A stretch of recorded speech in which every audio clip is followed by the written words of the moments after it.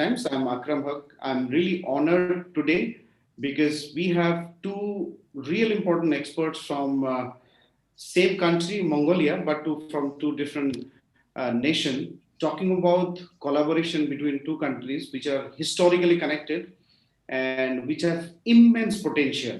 And the kind of leadership these two leaders that we have today that they are showing to take these two countries closer, India and Mongolia, is historic, and the results that will come out of the agreements, the works that they are doing will take these two countries to a new level post COVID. So, Policy Times, as a development media promoting development journalism and policy advocacy, we want to achieve development out of all our activities, all our programs that we do. And today, under the leadership of Dr. P. Shekhar, we will talk about how India and Mongolia can develop further the business and cultural relationship between the two countries and take these things to a new level.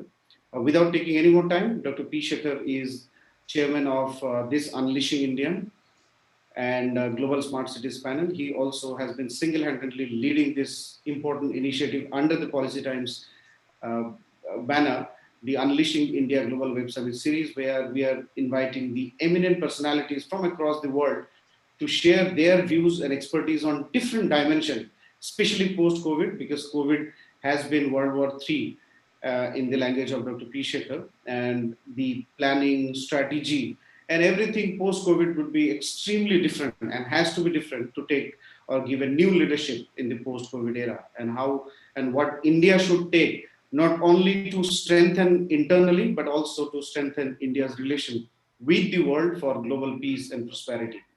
So with thanking, and today is also our 75th uh, uh, episode of our program, and completing 75th, I want to congratulate Dr. P. Shekhar also for this wonderful consistency and series of programs we have done. And I look forward for many such interactions, and also looking forward some enlightening views and recommendations from our experts who have joined today. So without taking any more time, I want to request Dr. P. Shekhar to kindly take over the session. Thank you. This incidentally 75 is a Diamond Jubilee, and I would like to thank and congratulate our speakers for the day. We started this on a very simple note around May end, and without a break, every week twice, we are having this show, June till now, and today is fortunately the 75th session. Now, this is not the question of, we can have many more also. The question of the importance which this particular series has got. This, we are calling it national reincarnation. Nation means every nation. For India, we are for Indian. For Mongolia, it is for Mongolians. We have had one for Europe, one for Australia, one for Singapore, and one for USA. Many other countries also have been part of nation is nation for anybody. And it is national reincarnation post-COVID. Post-COVID, because COVID has really destroyed our economy without any any reason for such a simple, and I will just start the presentation so that I will give maximum time to the speakers. This presentation I will only be rushing through. It is not a presentation from presentation point of view. This is just to give you a preview of what the today's topic, that is Indo-Mongolia business and cultural expansion for secured economic growth for both the countries' national reincarnation. Now, national reincarnation, we say because post-COVID, we have huge thing to be recovered. COVID being whatever it is has destroyed the economy. So we are making a small vision for all of us. Develop as many integrated cities. When we say smart city, it doesn't mean only urban areas. We are talking of smart villages as smart city. So that we are talking throughout the India, throughout the Mongolia, and throughout any other country to have that type of an approach. And it should have economic growth, it should have environmental, and it should take care of all natural resources to play its pivotal role in the human development. Overview of Mongolia, for any Indian who is looking at it, it will be really, really, really strange. I'm sure even for our ambassador there, the initial facts were so dazzlingly different. Mongolia is just a 3 million people country with half the size of India. India is 1,000 times bigger in terms of population, but only twice the size of Mongolia. Huge area. And so their density is as much as 2 per square kilometers. Urban population is 67. And so many facts and figures are there, which is very, very enlightening. So there's a really a big scope for the two countries to do many things, which already has been initiated, which Ambassador will tell. Now, from my point of view, I'm going to give you a total preview and run through this in 2 minutes' time. This COVID, since we are talking of post-COVID, COVID as a World War III, which has attacked all of us, World War III, which has come from nowhere, something which is invisible, something which is too small, something which would never have even taken it serious. Like for many people, COVID is just another flu or cough. But what it has done, not even cancer and others have done. Even though 100 times more people die on cancer, but COVID has psychologically wrecked our economies, wrecked our family, wrecked our, travel, tourism. Many sectors have really gone. Now, there's a glaring difference between Mongolia and India. India population is 1.3 billion. Their population is 3 million. And so our density is 464. Their density is 2. Okay. And in terms of many things, we complement each other. We can give so many things to Mongolia. Mongolia can give so many things to India. There could be a huge growth between the two. And we have the second speaker who is heading, in fact, a very major Indo-Mongolian venture, a refinery venture, and which I'm sure she'll have a lot of things to tell. Now, this is India's story in terms of the COVID. Uh, India has been the best country to fight COVID, and it is taking the full leadership of the world. It is giving now vaccines to the world. The way India should have been the most affected country, but India, hardly 0.5% of Indians are affected. Out of this 0.5%, 98% are recovered. That is the simple statistics of India. Whereas throughout the world, other countries have also got very less, but much, much more than India. And things are still going on. Here it is almost disappeared. Even though some, precautions are being taken. So these are the various cities of Mongolia. I'm going to rush through. Now, the India and Mongolia has got a very vibrant import-export relationship. It has got technology collaboration, like the same plant which you're talking. Now, few slides I will spend a little more time. That India, Mongolia, during this relationship, I want them to develop a huge number of the smart cities, because smart cities, again, I repeat, it is even village level. We are not talking of cities only as urban conglomerate. And even to that level, people have to get what they want. People have the right to get what they want in wherever they are. And Mongolia being such a hugely spread out country, India would have a lot of role to play because of its technology prowess, because of the manpower which exists in India. At any flick of a time, a good person of any requirement can come there, and which will make a huge difference in the Mongolia's expansion.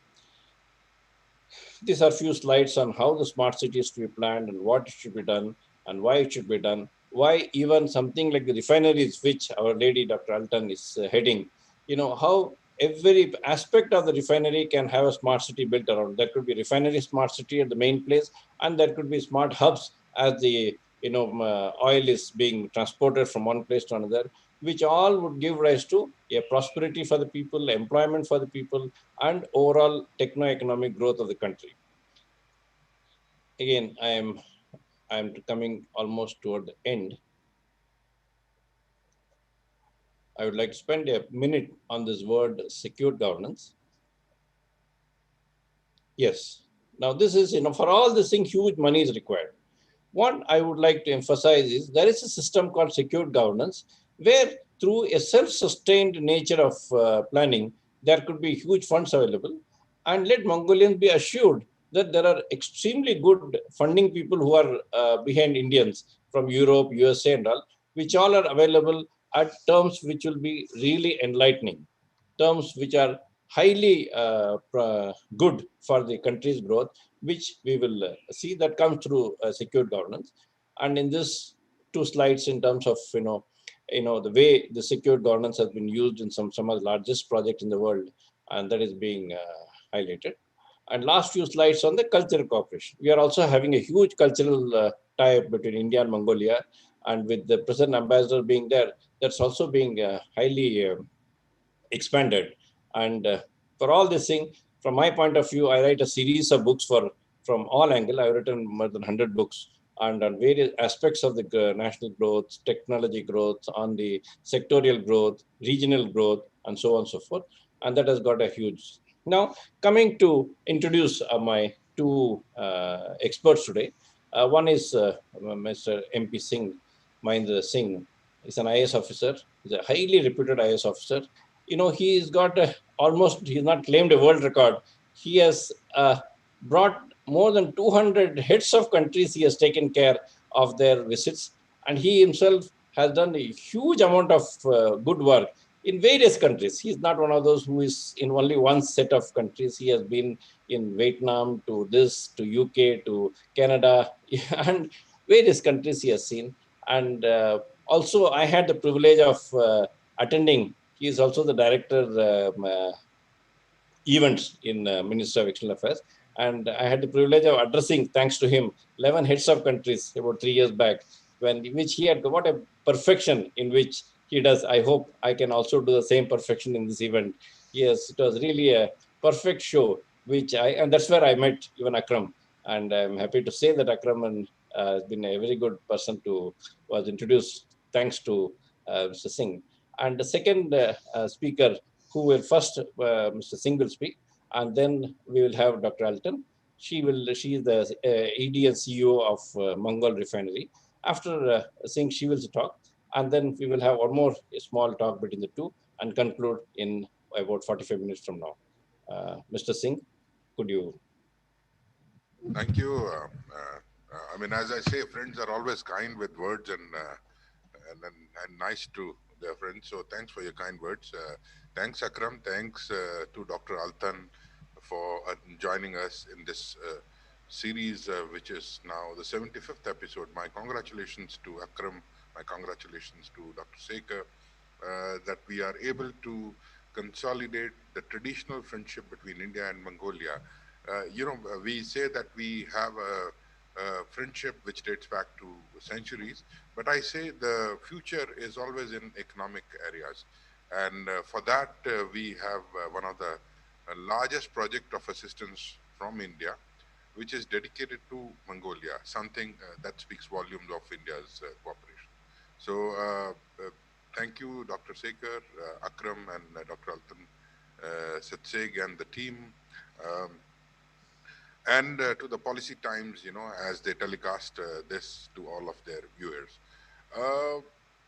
And over a period of 30 years, I'll briefly confine myself to Mongolia and India and where our complementarities are, where we can collaborate over and above. I leave the refinery part to Dr. Altan. And over the 30 years, Mongolia has transformed into a very vibrant free market economy, transitioning from the erstwhile Soviet satellite. The fact that in a span of about 20 plus years, they have tripled their GDP, coming to about $13 billion. The primary school enrollments are 97% with very impressive results in maternal and child mortality rate, 75% internet penetration, very young population, impressive gender equality index, something not many people know about Mongolia. Mongolia is the second best in the region, just 1 point below New Zealand and 1 point above Australia in terms of gender equality index. This speaks, as to volume, as to how much of integration of both the genders has been into the economy. The ease of doing business, Mongolia lost a few ranks, 4 ranks rather, and right now it is 81 among 180 countries. Democracy indexed, well, this is the only democracy surrounded by 2 giants, and they score 61 out of 180. You had mentioned about the agricultural and the geographical land. Well, it's a vast agricultural land with a great potential. Livestock, you have shown in your slide 70 billion plus. Mineral resources, which span practically all of those that figure in those element scale, rare earth minerals. Educated population, development prospects of Mongolia look very promising in the long run. that much I can reiterate, not as an ambassador to this country, but having been here 2 years, I can genuinely say this with great conviction. Uh, and After growing to about 6% average in the last 2 years, of course, they had grown to as high as 17% before 2016. But this year, as you said, the economy has contracted world over. Mongolia's economy also contracted about 9% in the first 6 months, and that is the one part. But the next 6 months, which is the post, I would say July till December, if you look at the total average which has been set off is right now, of course, we are still calculating, but uh, some of the experts estimate it to be in the range of 7%. So 2% recovery has already been effected in 6 months, thanks to the improved exports of copper, coal to the China. And of course, the geopolitical scenario also helped in this, which increased Mongolia's exports to the neighboring China. And this prospects would continue to remain so. The fact that this was the first contraction in Mongolia after 2009 speaks volumes about itself. Well, the silver lining that lies ahead for Mongolia in the post-COVID period would be all of the predictions of World Bank, ADB, international agencies like Fitch, Standard and Poor. They have projected Mongolia to grow at about 6 to 7% in 2021 and 2022. If the performance of last 4 months is some indicator, I think these are achievable targets. The new government of Prime Minister Oyunedin has sworn in on the 27th of January, just I would say 2.5 weeks back. If you look at 41-year-old Prime Minister who is Western educated, very sharp, with a great focus towards economic growth of Mongolia. In his first speech, he has focused on 4 areas. And I think even Dr. Altan would know, but for the other viewers, I would like to say that his focus area speaks as to his vision about Mongolia. And these focus areas are economic recovery, of course, in addition to the 1.84 billion stimulus that was given by government of Mongolia in August of 2020. Second is the COVID management and the health sector. I found a very interesting word which Dr. Sekhar would appreciate and others. He referred to one word which translates into health security. We have been talking of energy security through refinery, but the word that was used, or rather I got translated as the health security, well, it speaks volume of the focus of the government. Support to middle class and SMEs is something that is the third focus of the government.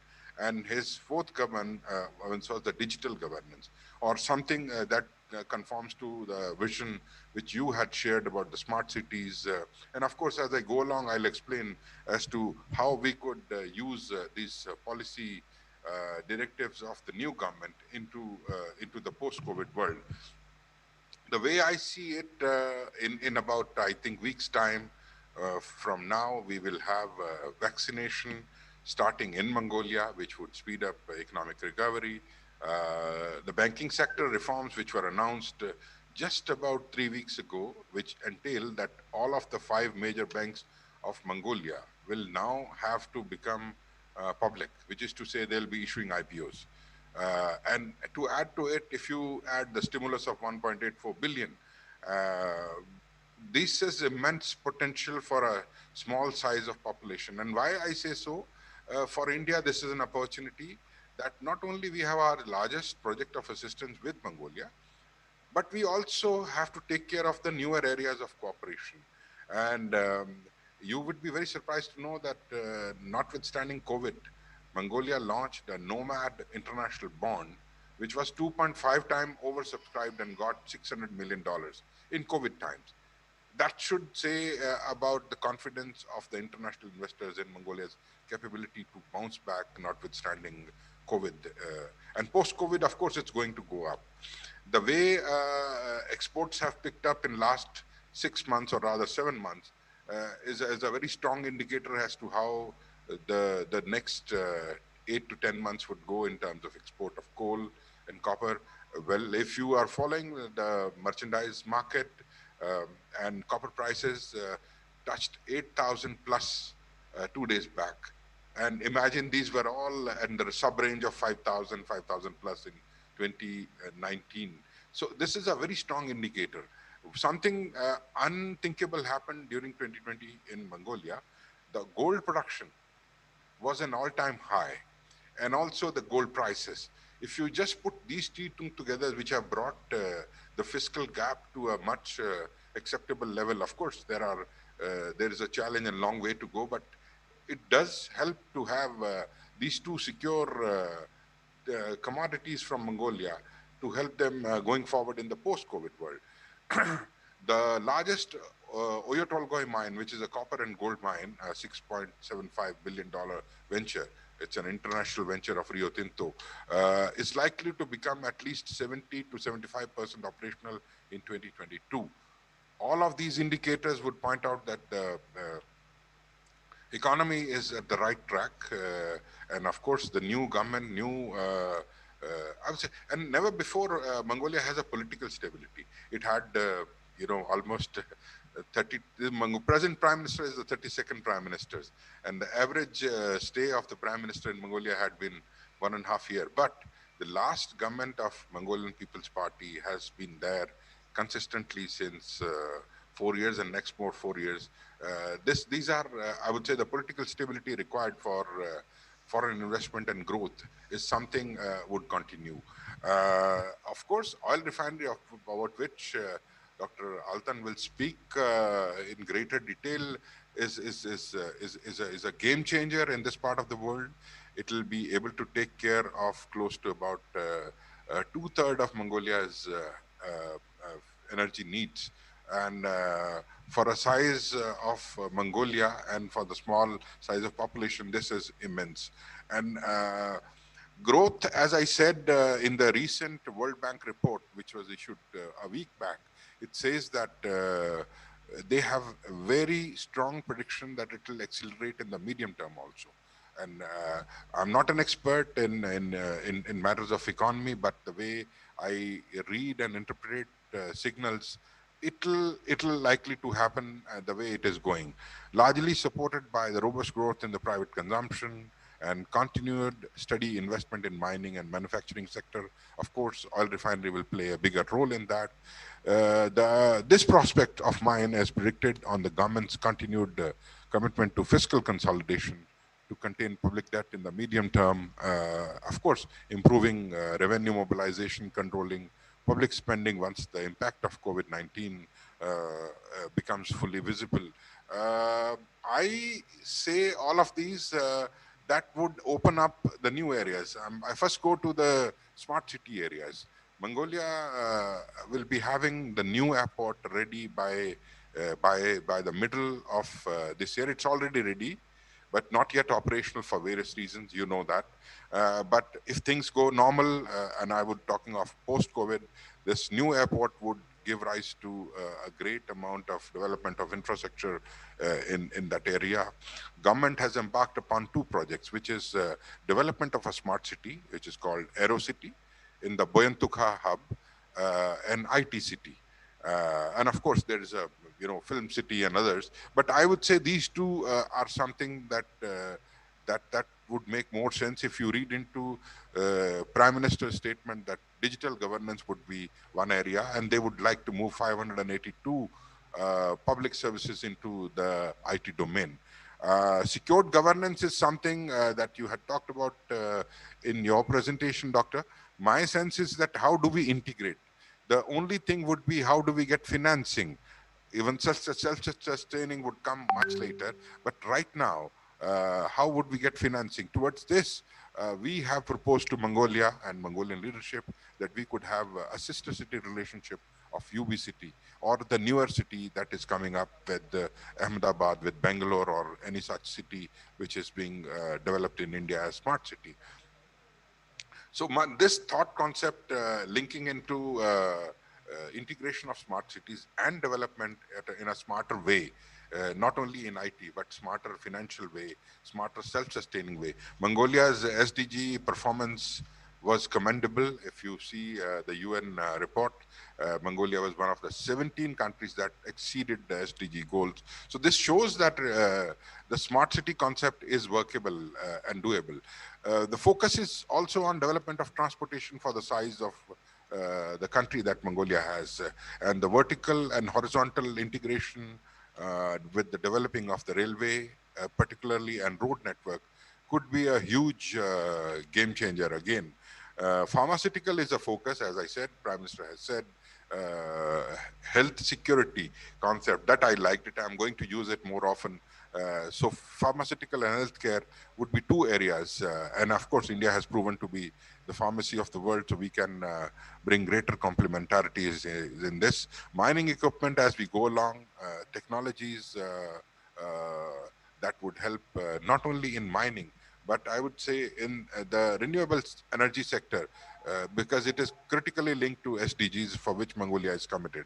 The new banking law, which was passed, as I told you about a week ago, will throw open much more investment opportunities as the IPOs would be announced. And as far as I know, that already in the Hong Kong Stock Exchange, there have been interest that would invite greater participation from abroad. Newer technologies, blockchain, that we have spoken about as we develop projects of the size of oil refinery, which will have diverse operations that could be integrated using the newer technologies that India has. Of course, IT city, which is being developed, also opens the possibilities of hardware and software. So these are, I would say, some of the areas. I'm not talking about the dairy sector, which we are focusing separately, and in the post-governance. If we keep on speaking, it will take a lot of time. I'll just end up by saying there are challenges. So that challenges should be kept in mind by your viewers, especially the Policy Time viewers. It's a small population base, but as I said, small sometimes is beautiful. We have seen the example of Switzerland, we have seen the example of Singapore as to how, notwithstanding the size of the population, size of the countries, they have progressed immensely well. And Mongolia is not landlocked. I would always say, look at Mongolia as land linked to the two giants. That would be something. And Mongolia has already close to 15 third neighbors. That includes Japan, Korea, India, Turkey, Germany. So all of this will offer immense opportunities in the post-COVID areas. And I say the confidence that we have sold. Some of the other challenges that are there, which is the infrastructure, is something that need to be focused upon, but government is focusing on developing transportation. Connectivity is a challenge, but again, since it is an area of focus, I would not go further in it. Strengthening the governance and of the public institutions is something which Mongolia is building, and the newer constitutional reforms which were passed in November 2019, and the three new laws which government passed in January 27th, of course, which are still to be approved by the president, would see some changes in the public governance and audit sector and the financial sector. Managing public revenue is something that would be part of it, but the fact that Mongolia came out of grey list of FATF in October, performing on 36 parameters, is an encouraging step. Managing its resources effectively in the post-COVID, where the stimulus of 1.84 billion would need to be offset through the public revenue, would be a challenge. And ongoing credit crunch, high level of non-performing loans, I would say rather weaker performance of SME sector, for obvious reasons, currently will have a problem in the small and medium run. Banking sector's health would still be an area we would need to watch, notwithstanding banking sector reforms, as to what extent and with what vigor they are able to capitalize the banking sector would do that. Economic stabilization would definitely happen. Spending would increase in the healthcare sectors. So these are the broad areas I thought I will mention in the post-COVID areas. Some people have mentioned that the government debt would be a big area of concern, keeping all of these factors in mind. But I say there is no opportunity without risk. And the way things have gone about so far, I would say it's much easier to predict a better growth. I'm personally convinced of a greater potential in Mongolia. We have excellent relationship, but the best in our relationship is yet to come, both in terms of development, economic development, developmental partnership, oil refinery, and others. So I would rather conclude here, and I'll be very happy to take it forward after Dr. Altan says his oil refinery remarks. Thank you once again very much, Dr. Sekar and Akram and all your viewers. It's a pleasure for me to be joining you today at the 75th episode of India Unleashing India series. Thank you. Thank you, Mr. Singh.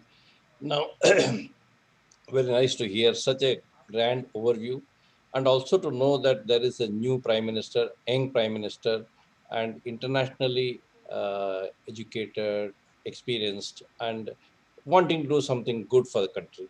And with that, complimenting is somebody like you as an ambassador. May not be, I don't want to praise you at your face, but a person with so much of knowledge. You are talking as much for Mongolia as much for India, maybe more for Mongolia, which is what is something which is very, very interesting for relationship. When the other person talks more about you, then things go forward. Now I have Dr. Altan. She is a doctorate in engineering, and she is the ED and CEO of Mongol Refinery, where India is very proud to have extended the much required finance funding of the order of 1.2 billion. And she has done an exceedingly good job. The Mongol Refinery, in spite of COVID, I heard in the previous talk that they have launched many things, they have done so many things, and she has got a lot of things to say. Dr. Altan, can you please, in first few minutes, if you can talk a little about yourself, we'd be very happy. In any case, whatever way you would like to expand the Indo-Mongolian relationship and your own refinery's contribution, we'd be very happy to hear that. Dr. Altan. So thank you very much, Dr. Sekhar, and thank you very much, His Excellency, Mr. Ambassador. And I was very much impressed for your introducing word and introduction about Mongolia. Maybe you will win the first prize if there is a competition. Who knows better about Mongolia? You talked everything about our economy, life, geopolicy, about everything. And my big congratulations, Excellency. Thank you. It was very, very impressive. So, and it is my pleasure, gentlemen, to be taking part in this web summit. I would like to express my deepest gratitude to the Policy Times for giving me the opportunity to speak here today and give small presentation on the Mongol Refinery project. And my thankfulness goes to Mr. Akram. Thank you very much. So the project to construct oil refinery plant in Mongolia being implemented with the soft loan provided from government of India is of a great socio-economic significance for this country, as it will be the first oil refinery plant in Mongolia and provide the country with energy security and economic growth. This project has recently moved from engineering and planning stage to the construction period. The first EPC contractor, Indian company GMC Projects India, has commenced their works at the refinery site, which locates in southeastern from Ulaanbaatar, 450 kilometers from the capital city. From this year on, we are expecting hundreds, maybe thousands of engineers and technicians from India to take part in the joint undertaking of two countries. This project, Mongol Refinery project, brought us a new era to our long-standing relationship and becoming a great significance to both India and Mongolia. In 2019, the first India-Mongolian oil and gas exhibition was organized, supported by the government of India and Indian embassy in Ulaanbaatar and also our project management consulting company, Engineers India Limited in Ulaanbaatar. And for the first time, we have seen so many Indian guests and Indian people under one roof. I will show in my presentation some pictures and photos of this great event. We are planning to organize a second exhibition in India when the situation allows us. The worldwide situation related to this pandemic has obviously had a negative impact on our project like lives and business all around the world. Certain project activities were delayed and postponed because of the measures and restrictions taken by the governments to fight this pandemic. However, our company is making best efforts with our Indian counterparts, also other stakeholders and companies, license holders from Western countries in USA, and progress this project with as little delay as delay and impact as possible.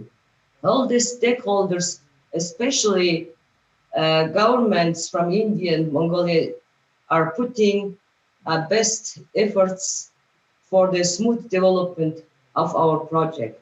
So, gentlemen, let me go slowly to the presentation. This is a brief description of our project.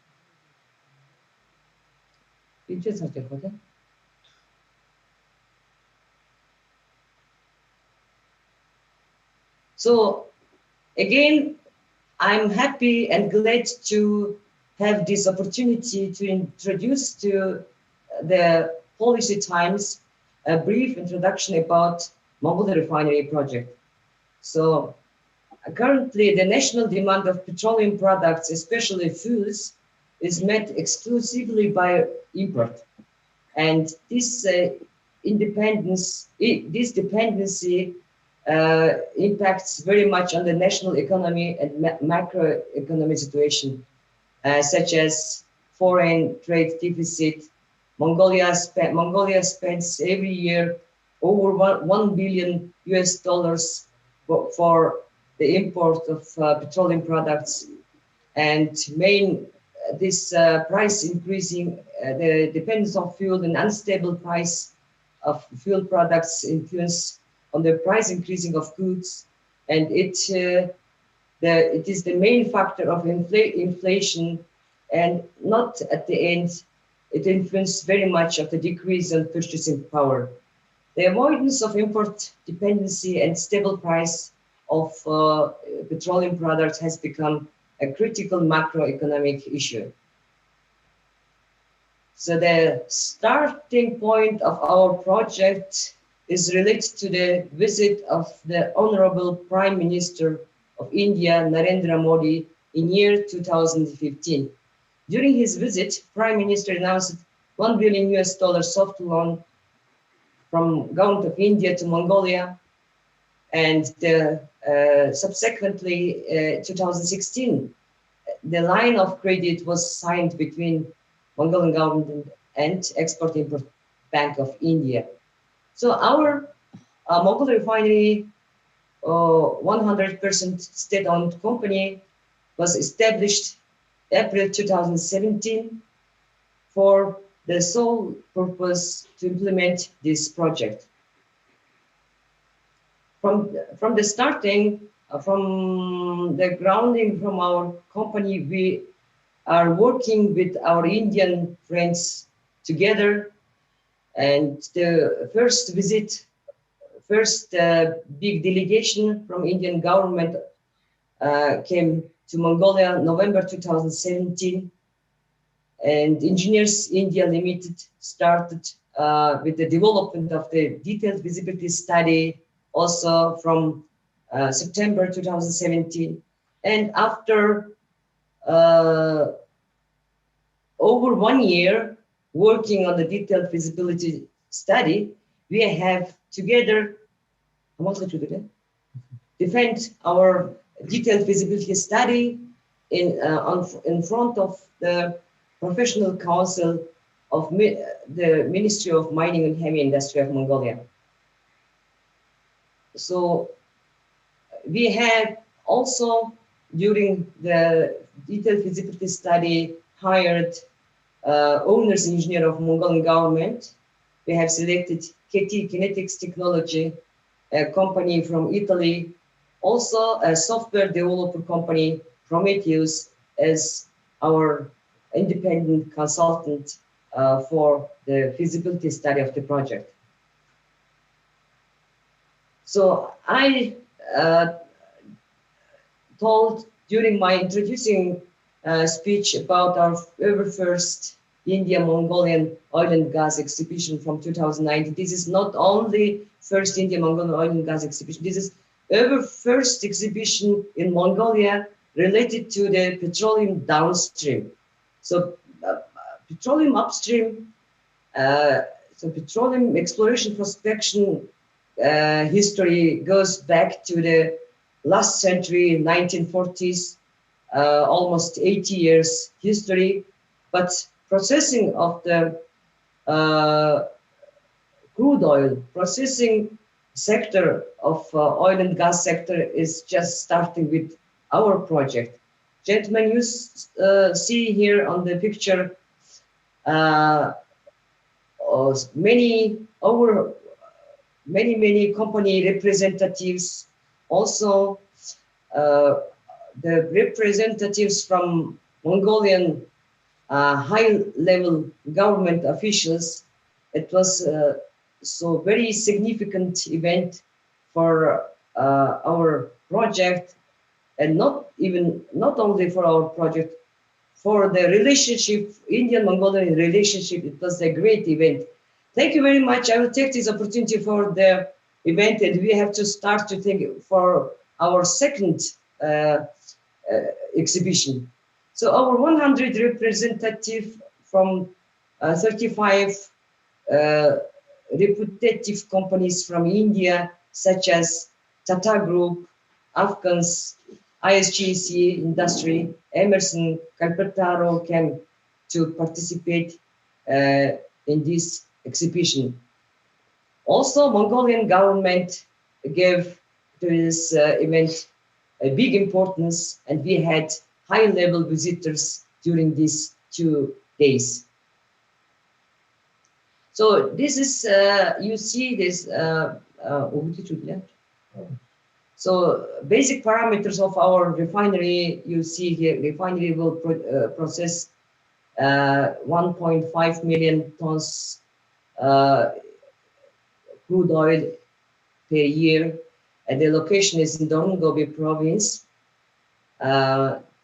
Our design crude will be a mix of 2 deposit crude, and the owner of the or producer of the crude oils are Chinese company Daqing Oilfield, and we are aiming to produce products of specification of Euro 5 standards, and deep conversion unit. After a long studying, we have agreed the most suitable deep conversion technology for processing from Mongolian crude oil, for Mongolian market structure, hydrocracking plus risk breaker version.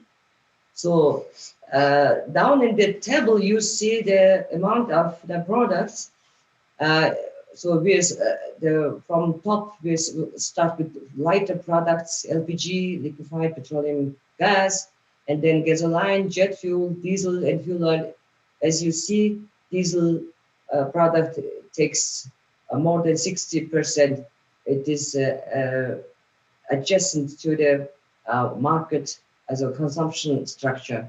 So we will start to think about the future opportunity of value-added products. Mongolian oil, crude oil is paraffinic oil, and therefore we have possibility to produce paraffin wax. And also this crude oil chemical and physical characteristics is very much suitable for the producing of lubricants. So after a number of discussions, after a number of consultation with the government of India, Foreign Ministry, and Exim Bank, and also with our PMC company, we have agreed to implement the construction projects in 4 packages. You see EPC 1, 2, 3, 4. So EPC 1 is EPC 1 is for non-technological facilities, and the work has already started. EPC 2 is start with the real technological facilities on the refinery side, which are open arc units, crude distillation unit, vacuum distillation unit, and utilities and offsites. And EPC 3 package is single for the construction of captured power plant. The refinery will have own captured power plant to produce electricity, heat, and steam. So EPC 4 is for licensed units. So the refinery will have 12 processing units. From them, 7 units are licensed. The license owner are the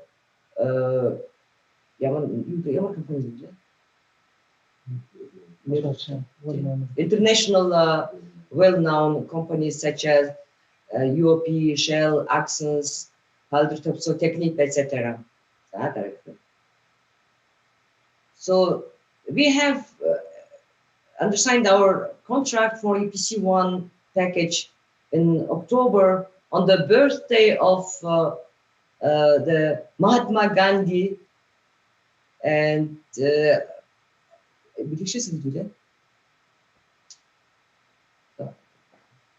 okay, and in frame of this EPC 1 work, it will be built civil buildings such as office, laboratory, fire station, warehouse, workshop,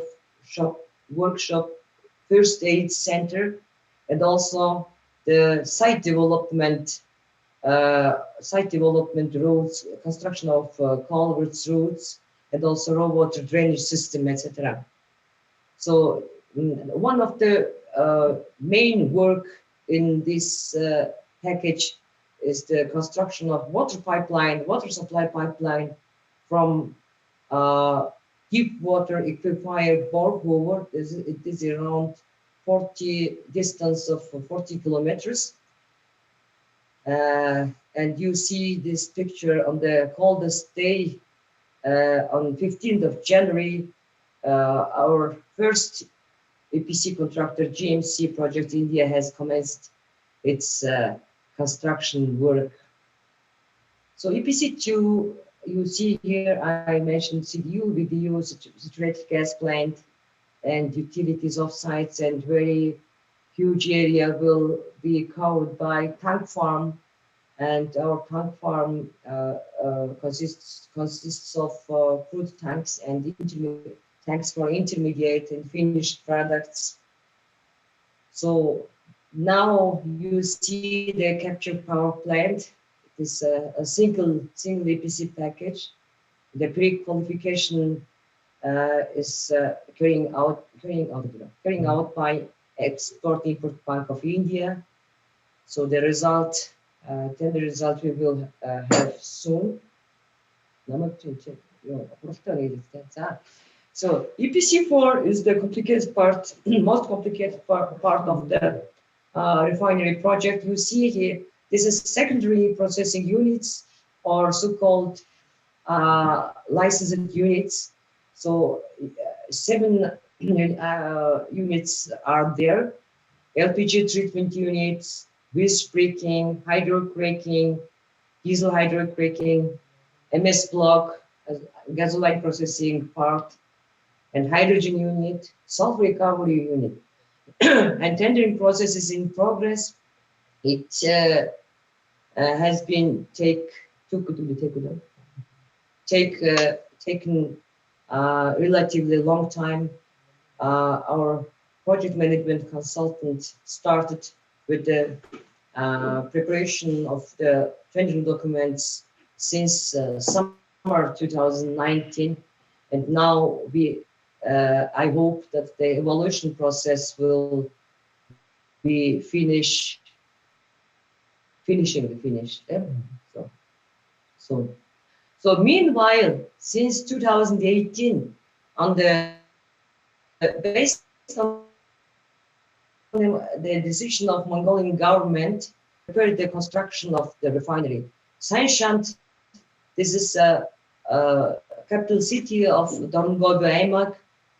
Our refinery site is located around 18 kilometers from Saint, and between this center to refinery area, Mongolian part constructed 17.5 kilometers heavy transportation road and 27 kilometers of branch railway, also high voltage electricity line, and also the Ministry of Construction and Urban Development has prepared the refinery site with grading, filling.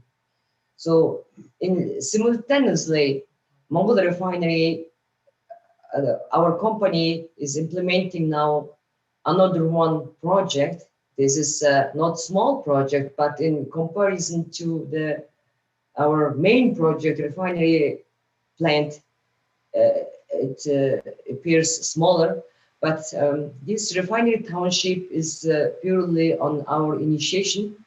The purpose is to provide comfortable living conditions for Mongolian and foreign workers during refinery construction stage. And at the same time, it will provide the housing for the refinery workers after the finalizing of the project. So this township consists of total 550 units, flats, each with 50 to 60 square meter living space, complex facilities consisting of conference hall, office room, office, show the office and your center.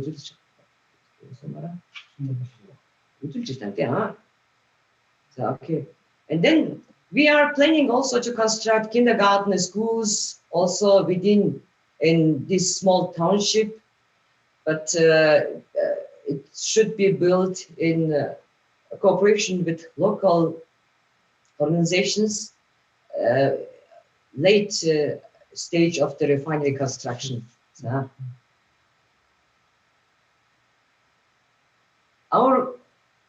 The successful implementation of our project will be the name card for bilateral cooperation between two countries. Mongol Refinery, and at the end of my presentation, I want to say that our company, Mongol Refinery team, wishes that more people from India will show their interest and take part in this joint undertaking. So thank you very much. Thank you for your attention.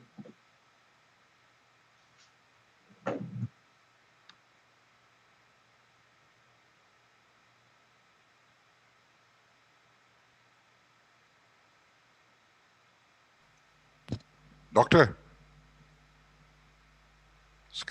Voice. Yeah. Sorry.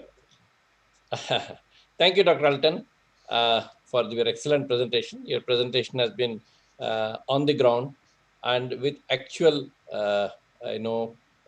process which is going on. And in spite of COVID, you are all doing an excellent job. This is not only good for Mongolia, this is excellent for Indo-Mongolian relationship and for the overall growth of economy of the world. Now, with that, I would like to request Mr. Singh, Ambassador Singh, to see how in future, because this topic is also little on culture, on how along with all this thing, how this will go forward, how culturally also things can take both the countries into a good dimension, because human beings perception is one is a professional, one is personal, And through culture, a lot of happiness comes in. Happiness index is another point where secured governance plays a heavy emphasis. It is not only the GDPs which makes us be a happy citizen. It makes us happy by getting involved in the humanness of a human being. So a very little on that perspective also, I would like Ambassador to give a view along with what will be post-COVID, what are the expectations and how things will go forward. Ambassador. Thank you, Doctor. I think you touched the right concept. No economic progress is possible without the cultural aspect. And I'm glad that we have amongst us Dr. Altan, who is a devout Buddhist. And for your viewers, I would like to say that Mongolia not only considers India as its third neighbor, but a spiritual neighbor. And our cultural ties with Mongolia date back to centuries when the Buddhism traversed from the Himalayan part of India into the Mongolian steppes. And since then, it has become a consolidation point for us. So if you look at the cultural, many of the words in Mongolian language, many of their customs that they follow are so close to some of the regions in India, especially Ladakh and in the northeast. And to me, I would say the cultural aspect, as you said, is very important. The fact that the Mongolian Kanjur and Mongolian Tanjur, there are the two main books that are revered very deeply, and many of their own customs which they have in terms of music, in terms of art. But I would say the strong influence or convergence of culture you could see in Buddhism. And so I look at that as a point of consolidation, that even while you are progressing like China or like Japan, they are steeped into the traditional areas.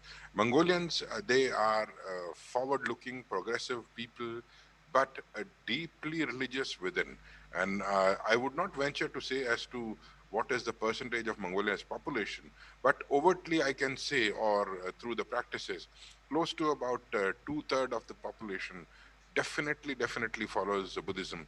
And if you see the other influences that are there, especially from India, it would be another 10%. So I'd say about 75 to 80%. And you said that how culture can play a role. Culture is that we have shared heritage, which is not only in terms of literature, which is not only in terms of art, not only in terms of the language. I would say there are many similarities, and that if you call a country as a spiritual neighbor, you are bound to acknowledge that cultural aspect underlying between the two countries. The fact that there are about 300 plus Mongolian students who have studied Hindi, perhaps more than anywhere else in the world. And then every year we give about 10 scholarships for study of Hindi, goes and speaks volume. We have a melody of River Ganga dance festival running continuously for the last 22 years. Something nowhere else you would do. And all of the kids are school children in the age group of 6 to 16. And I wish you could see that. Many of, if you go, you see, they have a very traditional custom of exchange of snuff bottles. 90% of the snuff bottles will have, the snuff from India. And if you look at as I mentioned about Mongolian Kanjur and Tanjur, which we are printing, or rather reprinting Mongolian Kanjur in India, it has 108 volumes, and we plan to present this to about 100 odd monasteries and high dignitaries in 2022, when India marks 75th anniversary of India's independence. And all of this, there is a very clear and tacit acknowledgement of our cultural underpinning with Mongolia. And I'm pretty sure, notwithstanding COVID, without COVID, the fact that we have a traditional medicine center being opened in Petub Monastery here in UB City, it shows that it's not only one aspect of our relationship, which is the friendship politically or geopolitically, Mongolia is important. But we have gone beyond that, having touched almost all aspects of our relationship, be it cultural, be it heritage, be it art, and whatever. And I'm sure that we would also focus when we develop the smart cities, certain areas like places where we can have monasteries, places where we could digitize the ancient heritage that Mongolia has of this connectivity between India and Mongolia. So I think these are some of the ways that we can look into consolidation of our cultural relationship and friendship with Mongolia. Thank you. But the fact that you had mentioned about the old cultural relation is something which is astounding to see that India has been the giver of the Buddhism, which is one of India's very, very favorite spiritual centers. Now, I would like Dr. Altan also to come out of her professional life and talk a little about the spiritual life, the cultural life, if at all you can, or if you are, I would. Dr. Sihar, I will show you. Camera. I will show you how spiritual I am.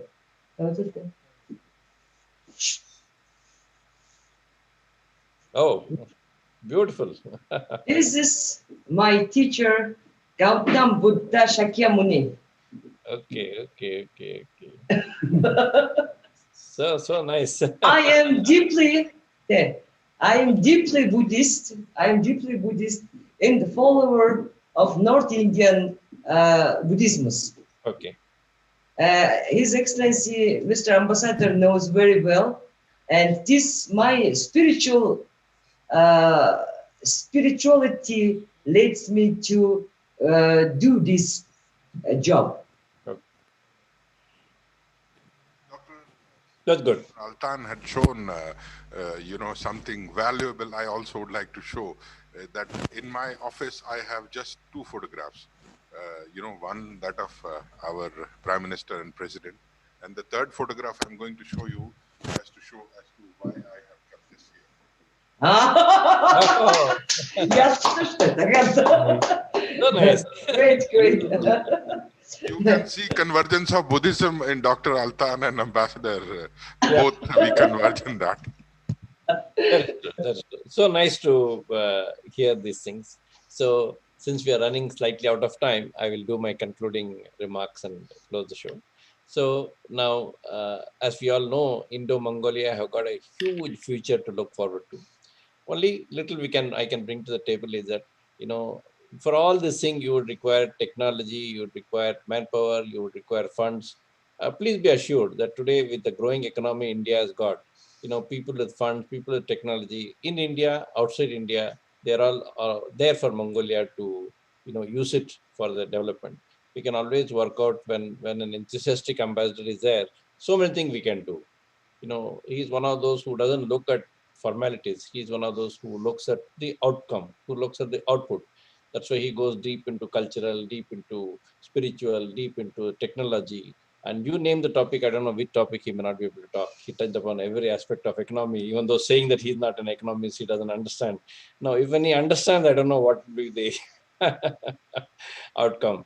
So with that, let me close today's thing to thanking Ambassador and thanking Dr. Altam and giving to Akram to finally close so that we keep our time schedule, because the project has to go on time. So we have also to close things on time. Akram. Thank you so much, Dr. Shekhar. Wonderful discussion and Excellency, wonderful, elaboration of the activities that you are doing, and then the way you presented the country also amazing. And thank you so much, Doctor. Wonderful to see the progress of the refinery. And we hope that this becomes one of the biggest bridge to further India-Mongolia relations in future. I just want to say two things. We are deeply inspired by the work that you are doing. We want to further it. Policy Times as development media, we want to also contribute and be part of the progress journey that you have already taken and giving active leadership from the front. Education is one of our core domains, and we believe that any nation which wants to be world class their education system has to be world class. If the education system is world class, then everything is possible in any nation. So we want to become the bridge and bring all educators, renowned educators of India and Mongolia in single platforms as cross-border education exchange. And we want to improve our education systems of both countries, because if we can do that, a lot of best practices sharing and innovation exchange is possible. The other thing is, India, one of India's biggest strength is its startup culture. The Indian startups would be leading the world one day, and I would be extremely happy again to collaborate or to help under your guidance to bring all startups from India and Mongolia in single platforms in Mongolia, and how Indian startups can help boost Mongolia's startup culture would be also a very interesting area that we would like to contribute. With this, by thanking to our Honorable Excellency and and also Dr. P. Shekhar for joining us and doing this wonderful program. Viewers, keep watching the